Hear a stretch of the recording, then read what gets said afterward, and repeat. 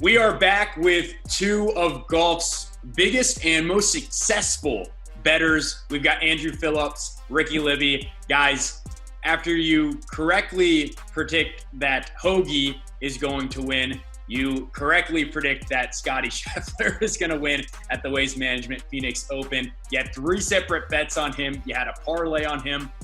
What was the deal with Scottie Scheffler? How did you guys come to the conclusion that he was one of your guys this week? Yeah, so what did we do? AP, it was Wednesday, very late. I think it was, almost midnight my time, so maybe 1 Andrew's time. We called each other and did our routine, right? Just went through our golfers, and we ranked our golfers that we liked in order. And the top two that we came up with was Koepka and Scheffler. Yeah. And we do this blind, like we have our own ways of doing it, like we talked about before.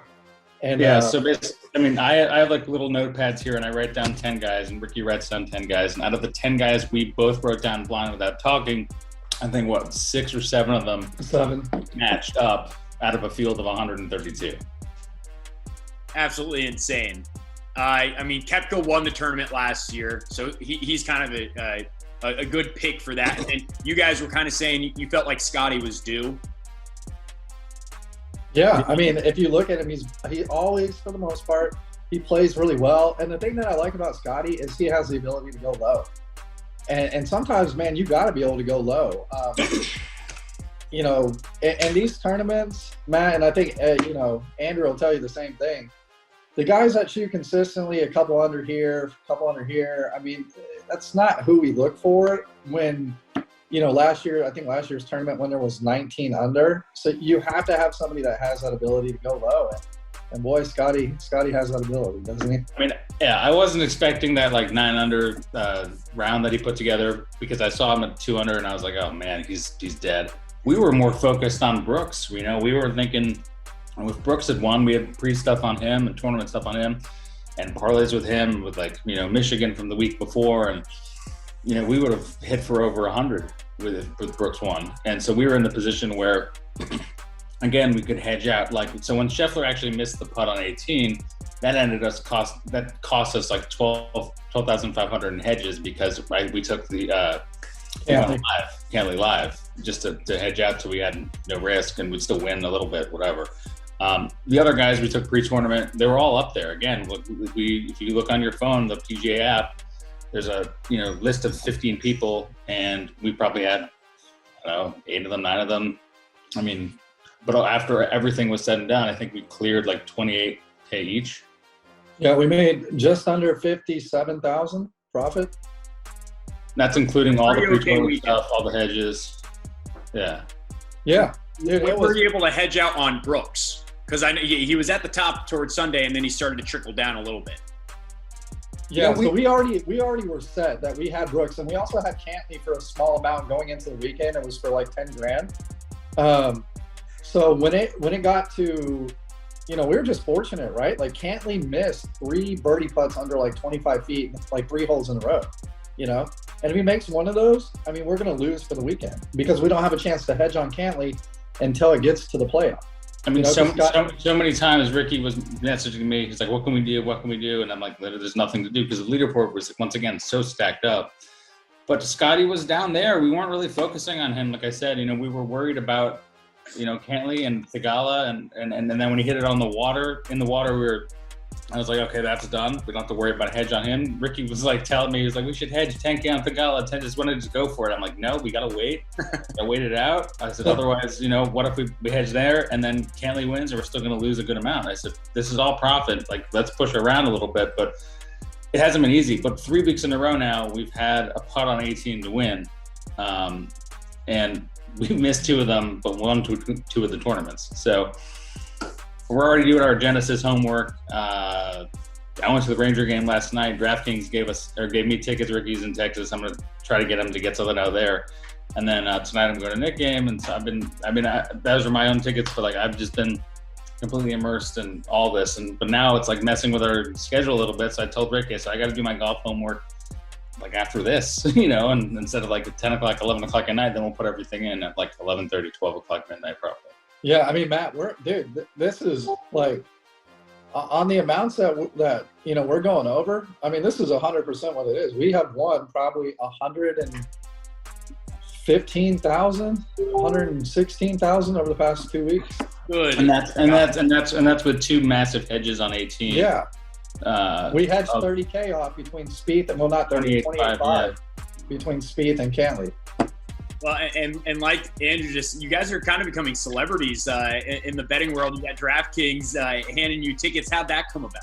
I got a rep reached out to me via text, and she was like, "Do you want Knicks tickets for Wednesday?" And I said, "I actually already have Knicks tickets for Wednesday. Let me know if you come across any hockey tickets." And she was like, "I have tickets tonight on the glass." So I brought my friend. We sat face first on the glass. They won on a shootout. My hands were red from slamming on the glass, and you know, they hit Igor, and we were screaming all kinds of bad stuff. But I tagged them on Instagram. They were happy, and I thanked the rep for the tickets. And she was like, "Nobody has ever texted me a photo from the seats before. They usually just they say thanks, and that's it." I think that scored some points. But yeah, it was very nice of them. It was all the food was included, and everything was really nice. And I've sat there before, but it was just good to you know, do something fun. And my friend even on Facebook sent me a message like, "All because of this man," and sent me a picture of Hoge, you know. So the most unlikely of heroes. Matt, we're thinking about. We talked about a pre-tournament. We said if we hit again, that we might take our wives and go to the Open in Scotland this year. So you know, that might be something. It's actually cheaper. It's actually cheaper to fly to Scotland and go to the Open than it is to go to the Masters. I bet. I mean, hey, if you're winning all this money off golf, you got to give it back somehow to golf. Sure. I'd say going to Scotland is a pretty good payoff. That seems fun, man. As you said, you probably haven't done too much research yet on Riviera. It's Max Homa's event from last year. It's one that Tiger hosts. Oh, yeah, hometown boy. Yeah. So, but you don't have any picks yet. You don't have any guys to look out for. Well, we have 2 so far. So we've been taking parlays with different things all week. So we basically increased the odds of Rahm from 8-1 to, what was it? Yeah. So Matt, we did on Monday. So on Monday night we had we bet 5 parlays for a total of $2,400. Okay. We hit 4 out of 5. Holy crap! So we hit 4 out of 5, and we parlayed them with golfers. Rahm's odds are currently 8-1, and we have 2. So basically, 1,900 on Rahm, which I want to say our Rahm bet pays almost 40 grand already, and that's only off $1,900. And then Cam Smith, we have right at, I want to say, like 2 grand, which already pays like 75,000. Yeah, we parlayed them. We parlayed them with the Thunder against the Knicks money line. Thunder money line with Cameron Smith, 100 for 11,055. And then last night we parlayed Penn State, and we're telling you the losers too. We're not keeping anything out. Yeah. I mean, we parlayed 800 on Penn State +5. We bought a 1.5 with Cam Smith. 800 pays 40 grand. We parlayed one other thing with Cam Smith, and it pays 30 grand. So yeah, it's sitting at like 82 grand. But you know, Cam Smith, he did win the tournament earlier, but you know, he's 22-1. I mean, that's tough. Feels not to take. Like Ricky was touching on, and then Rahm too. Like yeah, Rahm had it. Go ahead. His putting game, Rahm, is the only thing really holding him back. I mean, as Ricky touched upon last interview too, is that, you know, there are a lot of guys who, if they have their odds that make no sense, right? It could go both ways. Like Abraham Answer is 80-1. He's been playing really well. Why is he 80-1? There are other guys who haven't even showed up on tour this year, like Rory and Morikawa and guys like that, who have been sort of playing here and there, and they're much shorter odds. There's a reason for that. Like Answer is, I think, an interesting play this week, but he's also 80-1. But he's just, everyone knows and is thinking about him. So why is he 80-1? So that's sort of what we're trying to establish some sort of value and figure out why. Like last week, Bubba Watson, until he messed up in the 4th round before the tournament, Ricky said, you know, why is he 35-1? It feels like he should be 70-1. So at that point, that's when we press a little bit. And then Same thing with Matsuyama. Like he can't putt. You need to putt well on that course. And he messed up the first round, the first few holes, like started two over on his first 3 holes or something. And then he was pushing like crazy. If he didn't start out poorly, you never really know. It was so close. But his putter let him down again. But that's why, he was 17 to 16 to 1. Matt, pre-tournament, our picks last week, we had a couple. Of course, you're always going to have the picks that don't show up, right? I mean, it just comes with any tournament. But like pre-tournament last week, we had Horschel, we had Matsuyama, we had Bubba Watson, we had Brendan Todd, we had Keegan Bradley, and at one point those guys are all like within 3 strokes of the lead, maybe 4. Yeah. I mean, some Keegan Bradley let us down in the 4th round, the 3rd round, whatever it was. But I mean, at one point he was like 3 shots back at like 200 to 1. Well, it sounds like this weekend, with at least Cam Smith and Jon Rahm, there could be we could be talking next week at this rate, with you guys having another huge weekend, and you're probably going to get more tickets on the ice or courtside at a Knicks game eventually. That would be awesome, right? Yeah. No, Andrew, let's not give away too much. I'm going to throw out a guy that I like. I feel like Matthew Fitzpatrick. Okay. He's been playing consistent the last 2 tournaments. He just hasn't had that really solid round that's going to put him right there in the mix. I think he's like 28 to 1, something around that. I feel like in comparison to who else is in the field, it fits that mold again. I feel like he should be 40 to 1, somewhere in that range. So this week I do like Fitzpatrick. Okay. Yeah, I think that this week is a good, very good field, obviously. But after reading like Golf Digest and other things that I always read, I mean, there's a lot of like sort of fool's gold picks. I mean, you're getting Xander at like 25, 26 to 1, the same as Hovland, and look what Hovland did last week compared to Xander. And then you're getting guys like Dustin Johnson, who's only played 1 tournament, I think, this season so far. He's really short at 16 to 1. So, people might see that and be like, oh, that's stupid. Let me take, Spieth, who's been playing okay, at 40 to 1.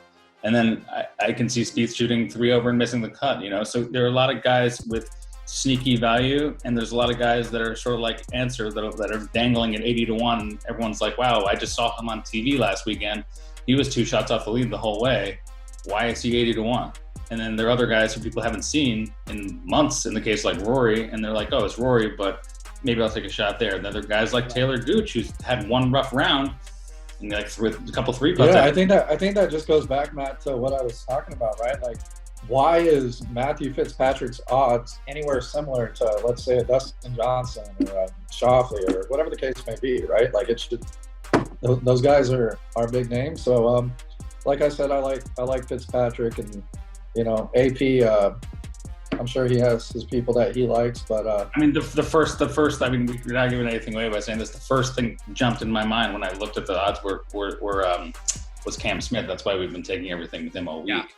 Yeah. I like his ball strikes. Morikawa interests me a little bit too because of his ball striking.